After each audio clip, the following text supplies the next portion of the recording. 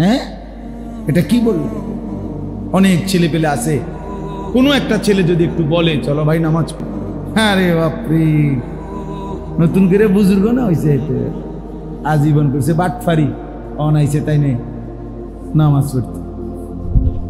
এটা কি করলো? কাকে অবজ্ঞা করলো?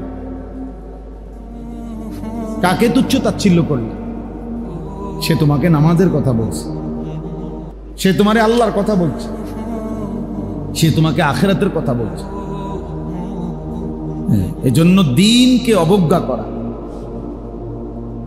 ইসলামের কোনো একটি জাররা পরিমাণ, বিন্দু পরিমাণ কোনো একটি হুকুম আহকামকে তুচ্ছ করা, অবজ্ঞা করা, তুচ্ছ তাচ্ছিল্য করা, ইস্তেহজা আরবিতে বলে, এটা কুফরি।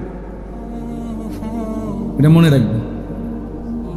ইসলামের কোনো একটি বিধান, শরীয়তের এক বিন্দু কোনো একটি বিধানকে, একেবারে একটা জুজ, একটা অংশকে, 4 রাকাত নামাজ সামনে 1 রাকাত, একটা রুকু, একটা সেজদা, একটা সুবহানা রাব্বিয়াল আযীম, এই একটা জাররা পরিমাণ একটা জুজকে অস্বীকার করা, এটা কুফরি।